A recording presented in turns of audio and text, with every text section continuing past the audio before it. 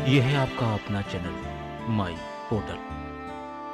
आज के वीडियो में आप देखेंगे नवीन प्रवेश प्रक्रिया को, यानी न्यू एडमिशन प्रोसेस। और ये प्रोसेस तैयार हुई है कस्तूरबा गांधी बालिका विद्यालय और बालिका छात्रावास के लिए ई हॉस्टल मैनेजमेंट मॉड्यूल के तहत। बच्चों को हॉस्टल में ऑनलाइन एडमिशन की क्या प्रोसेस होगी, आज के वीडियो में हम स्टेप बाय स्टेप आपके साथ शेयर करते हैं। जो भी केजीवीपी या गर्ल्स हॉस्टल हैं उसमें बच्चे दो तरह से आवेदन कर सकते हैं।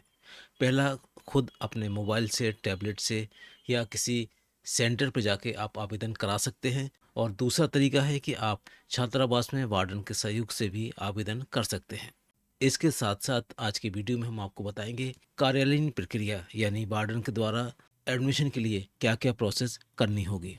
तो चलिए सबसे पहले हम बात कर लेते हैं पात्रता की, यानी एडमिशन की एलिजिबिलिटी की। कस्तूरबा गांधी बालिका विद्यालय, जिसको हम केजीवीपी भी बोलते हैं, इसकी जो कुल सीटें हैं उनमें से 75% सीट अनुसूचित जाति, अनुसूचित जनजाति, अन्य पिछड़ा वर्ग, अल्पसंख्यक वर्ग की बालिकाओं के लिए एवं 25% सीटें गरीबी रेखा के नीचे जीवन यापन करने वाले परिवारों के लिए हो गई।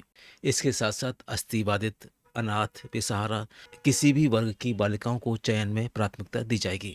कक्षा 6 से 8 टाइप 1 और कक्षा 6 से 12 टाइप 3, और इन्हीं के अनुसार बच्चों को वहां पर प्रवेश भी दिया जाएगा। ऐसी वसाहटें जहां 3 किलोमीटर की परिधि में शासकीय माध्यमिक विद्यालय एवं 5 किलोमीटर की परिधि में शासकीय हाई स्कूल एवं 7 किलोमीटर की परिधि में हाई सेकेंडरी स्कूल नहीं है को पात्रता रहेगी। ऐसे बच्चे भी आवेदन कर सकते हैं जिनके ग्राम में शाला ना होने के कारण पढ़ाई छोड़ दी है। अनुसूचित जाति जनजाति की ऐसी आश्रम शालाएं जो प्राथमिक स्तर की हैं तथा विकास खंडों में माध्यमिक स्तर की आश्रमशाला नहीं है, उन आश्रमशालाओं की 5वीं में पास होने वाली बालिकाओं को कक्षा 6वीं में प्रवेश दिया जा सकता है। अब हम बात कर लेते हैं नेताजी सुभाष चंद्र बोस बालिका छात्रावास की। शाला से बाहर की बालिकाएं जिनकी पारिवारिक परिस्थिति ऐसी है कि वे स्थानीय स्तर पर रहकर अपनी प्रारंभिक स्तर की पढ़ाई पूरी नहीं कर सकती हैं। SC, ST, OBC अल्पसंख्यक वर्ग की बालिकाओं के लिए एवं गरीबी रेखा के नीचे जीवन यापन करने वाले परिवारों को प्राथमिकता रहेगी। अस्थि अनाथ, बेसहारा किसी भी वर्ग की बालिकाओं को चयन में प्राथमिकता दी जाएगी। ऐसी बसाहटें जहां 1 किलोमीटर की परिधि में शासकीय प्राथमिक विद्यालय एवं 3 किलोमीटर की परिधि में माध्यमिक विद्यालय सुविधा उपलब्ध नहीं है। अनुसूचित जाति एवं जनजाति की ऐसी आश्रमशालाएं जो प्राथमिक स्तर की हैं तथा विकास खंडों में माध्यमिक स्तर की आश्रमशाला नहीं है, उन आश्रमशालाओं के 5वीं में पास होने वाली बालिकाओं को कक्षा 6वीं में प्रवेश की पात्रता रहेगी। अब हम देख लेते हैं आवेदन प्रक्रिया को। अभी तक छात्रावासों में ऑफलाइन आवेदन के माध्यम से एडमिशन हो जाते थे, लेकिन इस वर्ष से जो भी आवेदन होंगे उनके लिए ऑनलाइन प्रक्रिया निर्धारित की गई है। उसी प्रक्रिया के माध्यम से ही बच्चों को एडमिशन दिया जाएगा। क्या प्रक्रिया है, सबसे पहले हम उसको देखते हैं और इसके बाद देखेंगे हम कार्यालयीन प्रक्रिया क्या होगी। आपको किसी भी ब्राउज़र में ओपन करना है एजुकेशन पोर्टल 3.in। यहाँ पहुँचने के बाद आपको ऑप्शन मिलेगा छात्रावास का, और इस छात्रावास के मेनू में आपको दिखाई देगा छात्र छात्रावास आवेदन पत्र। इसको एक बार हम क्लिक कर लेते हैं। जैसे ही आप इसको क्लिक करेंगे तो आपके सामने एक छोटा सा नया पेज आ जाएगा छात्रावास के लिए आवेदन करने हेतु। यहाँ पर शैक्षिक वर्ष आपको पहले से लिखा हुआ है। अब यहाँ पर आपको उस बच्चे की समग्र आईडी एंटर करना है, लिखना है, जिसको आप छात्रावास में प्रवेश के लिए आवेदन कराना चाहते हैं। समग्र आईडी लिखने के बाद जैसे आप सर्च बटन दबाएंगे तो कुछ इस तरह से बच्चे की पूरी जानकारी आपके सामने आ जाएगी। इस पेज पर जैसे ही आप आएंगे तो सबसे पहले आपको विद्यार्थी की सामान्य जानकारी का कॉलम मिलेगा। यहाँ पर कुछ जानकारी पहले से प्री फिल्ड है, अगर कुछ करेक्शंस हैं तो आप उस जानकारी को करेक्ट कर सकते हैं। फॉर्म के अगले हिस्से में आपको भरना है पारिवारिक जानकारी को। क्या विद्यार्थी माता पिता के साथ रह रहा है, यहाँ पर आपको हाँ और नहीं में से उत्तर देना है। इसके बाद पिता और माता की जानकारी यहाँ पर भरना है। पेरेंट का नाम आ जाएगा। मोबाइल नंबर आपको यहाँ पर लिखना है। आधार नंबर पिता और माता का यहाँ पर आपको एंटर करना है। क्वालिफिकेशन शैक्षिक योग्यता भी यहाँ पर दी गई है, आप इसको भी सिलेक्ट करेंगे। व्यवसाय के लिए भी कुछ ऑप्शन दिए हैं, आपको ये भी सिलेक्ट करना है। और अंत में और लास्ट में पारिवारिक आय भी है, आप इसको भर देंगे। अगले कॉलम में पूछा है क्या परिवार BPL कार्ड धारक है, आपको यहाँ पर भी हाँ नहीं में से उत्तर देना है। इसके बाद आपसे जानकारी विद्यालय की पूछी जाएगी जो आपके पास में है, निकटतम विद्यालय की दूरी। सबसे पहले आपसे पूछा जा रहा है प्राथमिक स्कूल का, क्या स्कूल उपलब्ध है? आप इसको हाँ नहीं में से उत्तर भर सकते हैं। स्कूल का यूडाइस कोड आपको यहाँ लिखना है, स्कूल का नाम लिखना है और घर से स्कूल की दूरी कितनी है आपको यहाँ पर लिख देना है।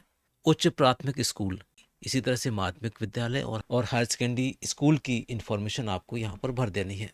इसके बाद शैक्षिक जानकारी में पूछा जा रहा है कि क्या विद्यार्थी पूर्व से स्कूल में अध्ययनरत रहा है। अगर बच्चा पहले से पढ़ रहा है तो आपको हाँ लिखना है और अगर आउट ऑफ स्कूल है तो आप इसको नहीं कर दीजिए। इसके बाद आगे बच्चे की इन्फॉर्मेशन है जो समग्र आईडी से फेच की गई है, प्राप्त की गई है, वो आप यहाँ पर देख सकते हैं। अगले भाग में आपसे पूछा जा रहा है छात्रावास की जानकारी, जहां पर आपको एडमिशन लेना है, जिसके लिए आप आवेदन करना चाहते हैं, आपको उसकी इन्फॉर्मेशन यहां पर भरना है। आपको ज़िला सेलेक्ट करना है, फिर आपके सामने ब्लॉक आ जाएगा, फिर आपके सामने छात्रावास का प्रकार होगा, छात्रावास का उप प्रकार होगा, छात्रावास का नाम आ जाएगा, आप उसको सिलेक्ट कर लीजिए और आपके गाँव से छात्रावास की दूरी कितनी है आपको ये भी लिख देना है। इतना भर लेने के बाद अब हम आगे चलते हैं। कुछ दस्तावेज हैं जो अपलोड करना है। छात्रावास में प्रवेश लेने के पूर्व अंतिम उत्तीर्ण परीक्षा की अंक सूची आपको अपलोड करना है। जिस बेस पर आप छात्रावास में प्रवेश ले रहे हैं उस अंक सूची को आपको अपलोड करना है। चूज फाइल करेंगे, फाइल सिलेक्ट करेंगे और अपलोड हो जाएगी। इसी के साथ साथ विद्यार्थी का चिकित्सा मेडिकल प्रमाण पत्र भी अपलोड करना है और इसके बाद पेरेंट का एक सहमति पत्र बना लेंगे, उसको भी हमें यहाँ पर अपलोड कर देना है। जब ये सारी इन्फॉर्मेशन अपलोड हो जाए तो हम यहाँ पर सेव कर देंगे। जैसे हम इसको सेव करेंगे तो यहाँ पर एक कन्फर्मेशन हमारे सामने आएगा। कन्फर्मेशन में आप जैसे यस करेंगे तो आपका आवेदन हो जाएगा और आप उस छात्रावास पर जाकर संपर्क कर सकते हैं। एक छोटी सी प्रक्रिया है, आसान प्रक्रिया है। अगर आपको इसको करने में कहीं परेशानी होती है तो आप वार्डन के पास जाकर वहाँ पर भी इसको भरवा सकते हैं। अब चलते हैं कार्यालयीन प्रक्रिया पर, यानी उस प्रक्रिया को जो आवेदन के बाद वार्डन को अपने स्तर से करना है। इसके लिए भी हॉस्टल वार्डन को एजुकेशन पोर्टल 3 का उपयोग करना है। हॉस्टल का यूडाइस कोड आपका यूज़र नेम होगा और पासवर्ड सबसे पहले आपको डिफ़ॉल्ट मिलेगा, उसको एक बार डाल के आप रीसेट कर लीजिए और फिर जो आप पासवर्ड क्रिएट करेंगे उसी पासवर्ड से आप काम कर पाएंगे। तो चलिए हॉस्टल के यूडाइस कोड और पासवर्ड को एंटर करके आगे चलते हैं। जैसे आप आगे पहुंचेंगे तो यहाँ पर आपको 3 तरह के ऑप्शन दिखाई देंगे। पहला होम आएगा, फिर स्कीम मैनेजमेंट आएगा, फिर हॉस्टल मैनेजमेंट आएगा और फिर पासवर्ड बदलने के लिए भी एक आपके पास ऑप्शन रहेगा। आप बाद में किसी भी टाइम अपने पासवर्ड्स को चेंज कर सकते हैं। यहाँ पहुँचने के बाद आपको हॉस्टल मैनेजमेंट पर क्लिक करना है। जैसे आप हॉस्टल मैनेजमेंट पर क्लिक करेंगे तो आपको एक नया मेनू अपीयर होगा और यहाँ पर आपको कुछ ऑप्शन मिलेंगे, वो हम आपको बता देते हैं। स्टूडेंट एप्लीकेशन फॉर्म आएगा, स्टूडेंट एप्लीकेशन अप्रूव्ड आएगा, लॉक रजिस्टर्ड स्टूडेंट आएगा, स्टूडेंट रजिस्टर्ड रिपोर्ट्स आएंगी। जो पहला ऑप्शन है स्टूडेंट एप्लीकेशन फॉर्म का, यहाँ से आप उन बच्चों के आवेदन को भर सकते हैं जो बच्चे किसी कारण से बाहर अपने आवेदन पत्र नहीं भरवा पाए। इसके बाद अगला ऑप्शन है स्टूडेंट एप्लीकेशन अप्रूव्ड का। अब इस वाले ऑप्शन का जैसे ही आप यूज़ करेंगे तो आपको यहाँ पर वर्ष, संभाग, ज़िला, विकासखंड, कोड, इस तरह की फ़िल्टर से आप यूज़ करके जैसे ही सर्च करेंगे तो आपको सामने इस तरह से बच्चे की लिस्ट दिखाई देगी।